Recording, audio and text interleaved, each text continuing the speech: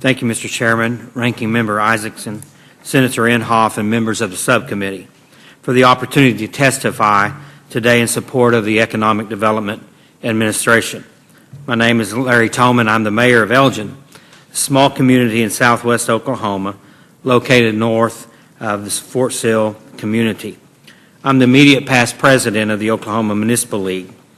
My main point today, Mr. Chairman, is that EDA is an essential funding resource and partner for small town and rural communities across the United States that are working on long-term regional and local economic development strategies and projects.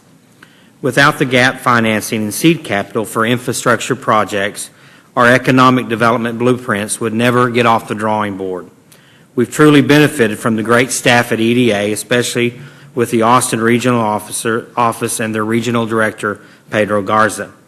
These folks have been great public servants who understand the needs of our nation's rural communities.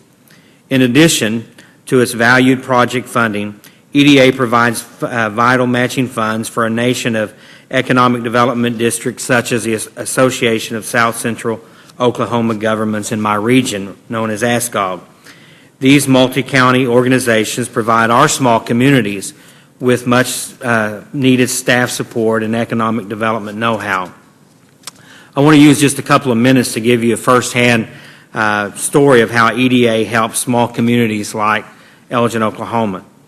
Such examples of ours is the reason Senator Inhofe is seeking a multi-year reauthorization of EDA in his legislation, Senate Bill 3264. In our region, Lawton is the primary commerce hub and job center with a population of more than 90,000. Yet, a lot of people choose to live in surrounding communities such as Elgin, where there is a low crime rate and an excellent school system, and a small town atmosphere with large city amenities nearby. But due to the BRAC, which Senator Inhofe has worked very diligently to help us with, Fort Sill in our area is expected to gain over 10,000 people just in the next few years.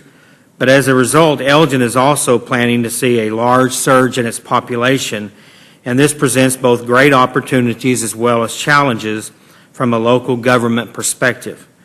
Within the economic development arena, we're building the Fort Sill Industrial Park in Elgin. The park has a great access to the interstate, state highway, and rail line. It even has a live fire artillery range, which is important for attracting military service firms working with Fort Sill. With EDA's assistance, this property will soon become one of the largest economic development projects in southwest Oklahoma. BAE Systems already occupies a recently constructed 10,000 square foot building in the park. Plans are being finalized for construction of a much larger facility that the company plans to start leasing in October of 2009.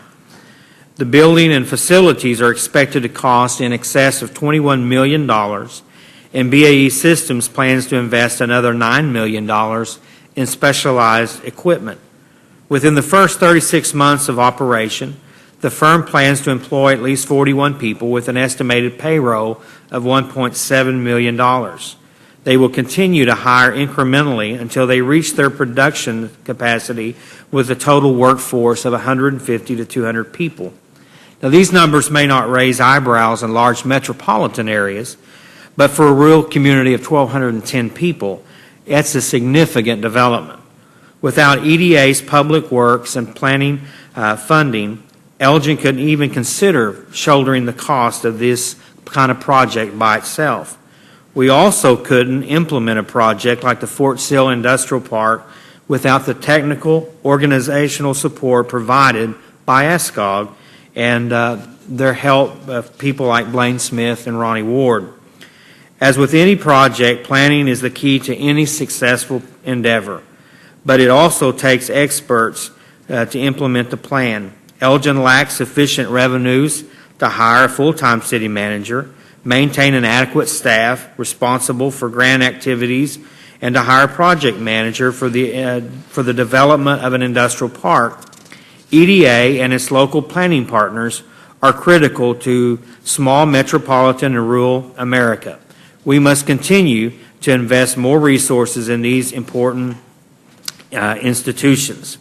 If America does not adequately invest for our future, our children and grandchildren will never enjoy the America that we all know and love.